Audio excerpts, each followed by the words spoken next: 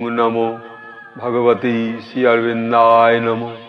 ओम आनंदमयी चैतन्यमयी सत्यमयी परमे मा।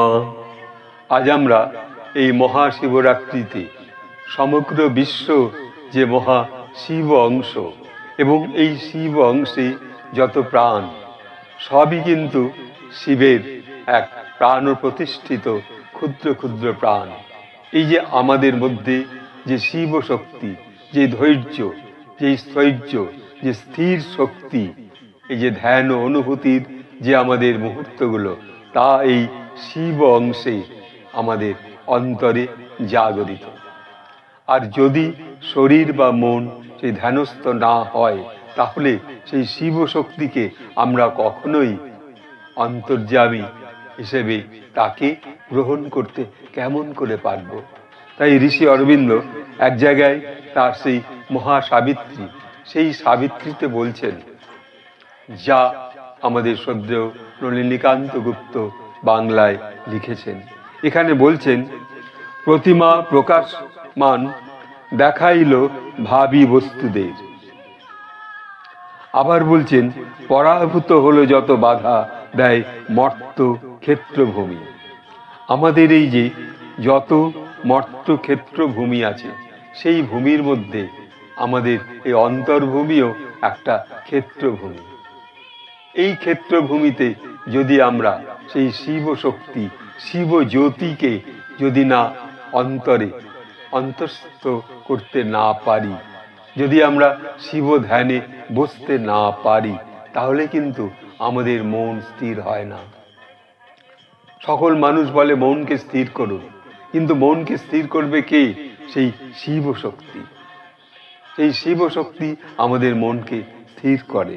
তাই এখানে আমাদের স্বয়ং শ্রী অরবিন্দের এই সাবিত্রীতে বলছে, শিবের তাণ্ডব নৃত্য অতীতেরে দিল ছিন্ন করি, বিশ্বের পরমতম পতন সম বজ্রনাথ ঘষিয়া উঠিল। তাহলে শিবের তাণ্ডব নৃত্য, শিবের যে তাণ্ডব নৃত্য, আমাদের এই মনের যে চঞ্চলতা, এই চঞ্চলতাই কিন্তু সদা সর্বদা একটা তাণ্ডব নৃত্য করে যাচ্ছে, অথচ শিব শক্তির এই অন্তর্ভূমিতে। তাই তিনি বলছেন, শিবের তাণ্ডব নৃত্য অতীতেরে দিল ছিন্ন করি। তাহলে সেই অতীতকে আমাদের ছিন্ন করতে হবে।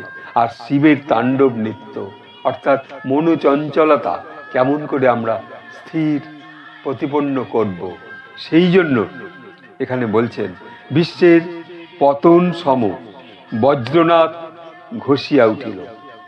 তাহলে সেই যে বজ্রনাথ, সেই যে অন্তর্ভূমি যে যাত্রা, সেই যাত্রা এই শিব ভাবনায়, শিব জ্ঞানে, শিব স্তবে যদি আমরা অনুভব করতে পারি, অর্থাৎ ধীর স্থির শান্ত মনে, তখন আমরা সেই শিব অনুভূতি যে আমাদের অন্তর মধ্যে জাগরিত রয়েছে, তা আরো প্রকাশিত হবে। তাই তো সকল সময় বহু মানুষ শিবের অর্চনা করে থাকে। ওম নমঃ শিবায় শান্তায় কারণত্রয়ীতবি নিবেদয়ামি চাত্মানং তঙ্গতি পরমেশ্বর। সেই পরমেশ্বর, সেই পরমেশ্বর শিব আমাদের অন্তর্ভূমিতে আসছেন আর চলে যাচ্ছেন, কিন্তু আমরা আমাদের এই চঞ্চলতাটাকে কখনো স্থির করতে পারছি না।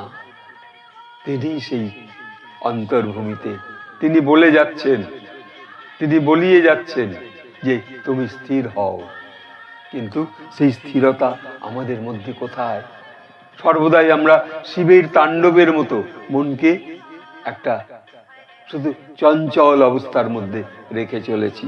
তাই এখানে বলছেন, প্রতিমা প্রকাশমান দেখাইল ভাবি বস্তুদের। সেই মহাপ্রতিমা, সেই শিবে মা, তিনি আমাদের শক্তি দর্শন করাচ্ছেন। তাই এই আজ এই মহাশিবরাত্রিতে শিব সাধনায় যদি আমরা প্রতিদিন প্রতি মুহূর্তে যদি মস্তকের উপরে হাত দিয়ে সবসময় অনুভব করি যে আমাদের মস্তকে সেই দেবাদিদেব মহাদেব তিনি হাত দিয়েছেন।